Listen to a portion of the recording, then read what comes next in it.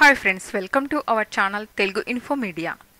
నల్లమల, ఎర్రమల అడవుల మధ్య వెలిసిన ఈ పుణ్యక్షేత్రాల్లో ఒక్కో క్షేత్రానికి ఎంతో ప్రత్యేక విశిష్టతలు ఉన్నాయి.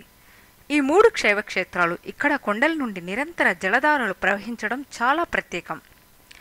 బనగానపల్లె మండలానికి దగ్గరలో యాగంటి అనే దివ్యక్షేత్రం ఉంది. అద్భుతమైన శైవక్షేత్రం. ఇక్కడ స్వామివారు పరమశివుడు విగ్రహ రూపంలో దర్శనమిస్తాడు. బ్రహ్మంగారు తన కాలజ్ఞానంలో కలియుగాంతంలో ఆలయం ముందు ఉన్న నందీశ్వరుడు కాలు దువ్వి రంకె వేస్తాడు అని, అది భూమండలం దద్దరిల్లే విధంగా ఆ రంకె ఉంటుందని పేర్కొనడం జరిగింది. అంతేకాకుండా ఆ నందీశ్వరుడి విగ్రహం సైజు అనేది పెరుగుతూ ఉండడం ఇక్కడ మరో విశేషం. దీన్ని ఆర్కియాలజీ వారు కూడా అంగీకరించడం జరిగింది. ఈ ఆలయం యొక్క పరిసర ప్రాంతాల్లో ఒక్క కాకి కూడా కనిపించదు. దీనికి సంబంధించి ఒక చారిత్రాత్మక కథనం ఉంది.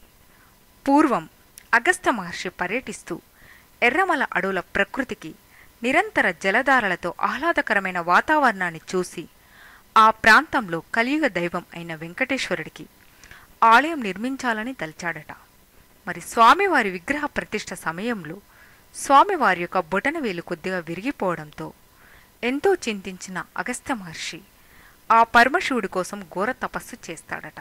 అప్పుడు అక్కడ కాకులు ఋషి యొక్క తపస్సుకి భంగం కలిగించటంతో కోపోద్రిక్తుడైన అగస్త్య మహర్షి ఆ ప్రాంతంలో ఇకపై కాకులు ఉండరాదని శపించాడట. అందుకే ఇక్కడ అసలు కాకులు అనేవి కనిపించవు. మరో ముఖ్య విషయం ఏమిటంటే, శనిగ్రహ బాధలతో బాధపడేవారు ఈ ఆలయంలో గండదీపం వెలిగిస్తే వారికి శనిగ్రహ బాధలు తొలగిపోతాయని గట్టి నమ్మకం. అగస్త్యుడి ఘోర తపస్సుకు మెచ్చిన పరమశివుడు పార్వతీదేవి సమేతంగా విగ్రహ రూపంలో వెలుస్తానని చెప్పడంతో అక్కడ ఇది శైవక్షేత్రంగా వెలిసింది. ఈ క్షేత్రాన్ని శివరాత్రి రోజు, కార్తీక మరియు శ్రావణ మాసాలలో లక్షల కొద్ది భక్తులు స్వామివారిని దర్శించుకోవడం అనేది జరుగుతుంది. అయితే అడవి మధ్యలో ప్రకృతి ఒడిలో మనసుకు ఎంతో సంతోషాన్ని, ఆహ్లాదకరమైన భావనను కలిగిస్తుంది. ఇక్కడ ఉన్న కోనేరులోని నీరు అనేది నిరంతరం వస్తూనే ఉంటుంది. అగస్త్య మహర్షి స్నానమాచరించడంతో దీనిని అగస్త్య పుష్కరిణి అంటారు. ఇక్కడ నుండి నీరు అనేది ఆలయం ముందు ప్రాంగణంలోని కోనేరులోకి, నంది యొక్క నోటిలో నుండి నీరు అనేది నిరంతరం వస్తూనే ఉంటుంది. ఇక్కడ చెప్పుకోదగ్గ మరో అద్భుతం సహజ సిద్ధంగా ఏర్పడ్డ గుహలు. ఇక్కడ 3 గుహలు ఒక గుహలో శ్రీ వెంకటేశ్వర స్వామివారి యొక్క విగ్రహం ఉంటుంది. రెండవ గుహలో శివలింగాన్ని ప్రతిష్ఠించి అగస్త్య మహర్షి తపస్సు చేశాడట. మరి 3వ గుహలో శంకర గుహ అంటారు దీన్ని. శ్రీ పోతులూరి వీర బ్రహ్మేంద్రం గారు కాలజ్ఞానం రాశాడని, తన శిష్యులకు కాలజ్ఞానం బోధించడం జరిగిందని చెప్పుకుంటారు.